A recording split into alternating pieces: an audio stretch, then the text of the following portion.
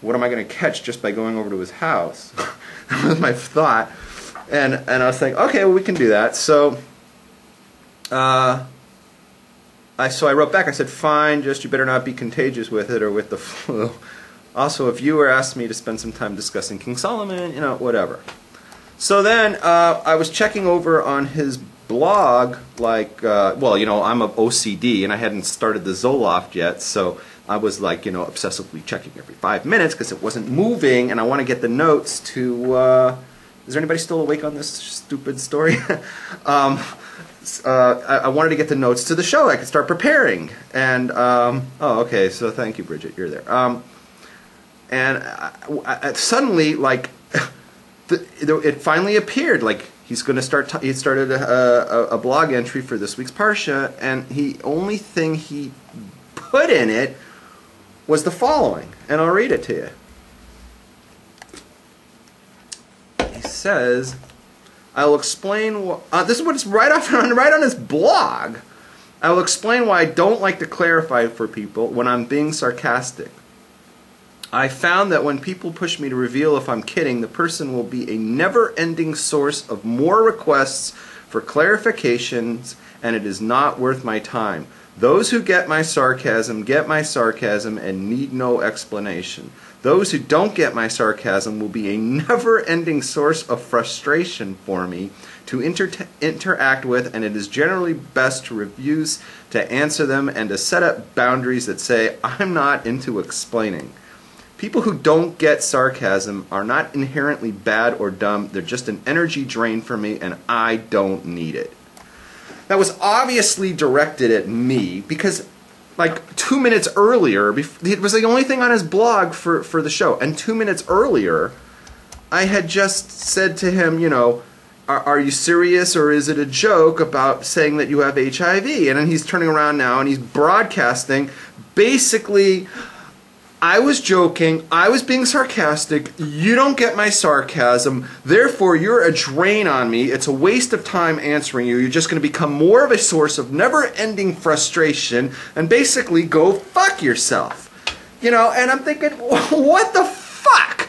You know, it's like, here I am, you know, a friend asking for clarification. I'm concerned about the guy. He claims he has HIV. Why the fuck would I think that he's joking? I'm asking him for clarification. If he is joking, fine, I have no problem. I get to be told off in public, you know, that you know, he's like shoving it down my throat and turning it around and attacking me and offending me because there's something wrong with me, that I'm a never-ending, you know, source of frustration because, oh, God forbid, I should have to explain to people, you know, when I'm joking. Well, you know what? I don't think that his joke was necessarily all that funny. You know, I'm a professional comedian, and I didn't necessarily recognize any humor in it. Maybe, you know, I'm stupid, and you guys all recognized it. I didn't.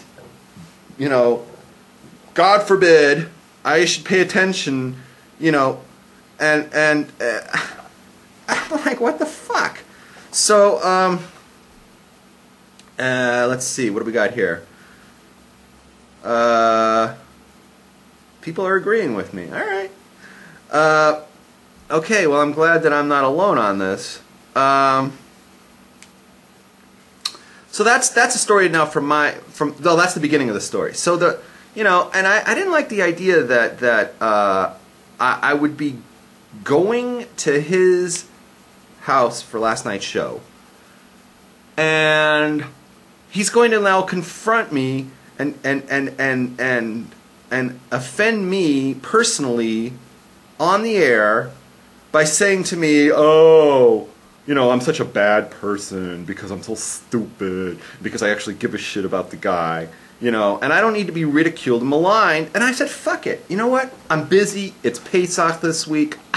I'm having a really bad time right now in my life anyways, between the operation and all my financial problems, and, you know, and I got girl problems, if you will, and I'm not going to go there and just get ridiculed and, you know, and have Lakewood Rob sitting in the two of them making fun of me and stuff. I don't need this shit. I really don't need this shit. And so I wrote back to him. I'll read you what I wrote. I quoted, I said, I just read this on your blog, obviously directed at me, and I quoted all that, which I told you guys. And I said, then fine, I'm such a big drain on you, and not worth your time, and then I'll just save you time by not talking to you anymore. I'm not going to walk into your trap of being lectured and ridiculed for not understanding your sarcasm. And I figured, okay, he's going to read that, and he's going to go, wait a minute, you know, and he's going to like apologize, and I'm going to say, get that shit off of your blog, you know, and let's talk about it, you know, whatever. And you know, he's going to like, you know, try to meet me halfway on this, because I felt very offended, very insulted. You know, and I, you know, I figured, you know, it's time for him to make the move now. You know, he's got to do tshuva on this one. And I waited and I waited, and like 5 minutes to 7, which is when I'm supposed to show up at his house. Now it was like 10 to 7, because I didn't want to make the guy wait outside for me, and then I don't show up. So I wanted to make sure that, you know, I did this before then. So I waited till like 10 to 7. And he didn't contact me or anything, so I just said, fuck it. So I wrote that the show's canceled. And you guys all saw that. Oh, hey, Brandon, how you doing? Alright, good to see a nice crowd showing up already. Then, the next thing that happened was he wrote to me right at 7 o'clock, so he did see it, and he said, okay, if you're canceling the show tonight, I guess we're done. From now on, I'll proceed on that assumption. So that's it. He just said, we're done. We're done. So I wrote back immediately. I said, you'd rather be done than have to take back your words and apologize?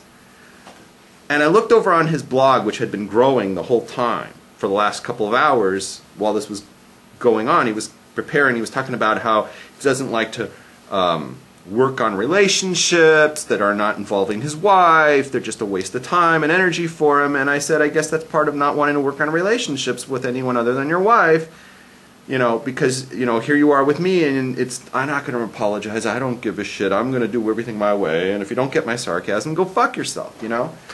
And that's where we were. And I said, well, if you want to call it quits, you know, I just said, then I guess that's where we're at. And that was basically, you know, the whole story. I mean, now you guys all have it. And then he got on the air and he said he's looking for a new person. And people are asking me, are you guys still friends? Are you still doing the show? And it's like, I don't know. The ball's really in his court. You know, he's the one. Now people are going to say, Arabs, you're being a baby, you know, and this and that, and maybe so, you know, and maybe I'm the one being a baby here. Maybe I need to, you know, go halfway. I don't know. Maybe, you know, I'll throw that at you guys. You can decide for yourself. But I feel that if the relationship was, you know, that meaningless to the guy, that you know, because I canceled the show because he can't apologize, then, you know, I wonder how much, you know, I was really friends with the guy to begin with. I really don't know. And you want to know something? I hope that he watches this tonight. I really do hope that he watches this. I doubt he will, because he's a real narcissist and stubborn, and I don't think he cares anymore. You know, it's like, I think he's just like, you know, he's like, oh, Rabs is filming himself talk. I don't give a fuck. I've got my own thing going, and I don't think he's going to give a fuck. I really don't. But if on the occasion, on the small chance that he watches this, I hope he does, because I personally would want to work this out. I really would. I would love to work this out, but, you know, I'm not sure if, like, I should come crawling back to him. You know what I mean? I think that it's for him to make the first move. I really do. You know, and you know, I'm not gonna sit here and, you know, I mean, you know, I call him a narcissist and stuff, but, you know, I would say that to his face if he was standing right here in front of me. I mean, that's not a big deal, because, you know, everyone, he said it himself, you know, about himself. So I'm not really, you know, concerned about that.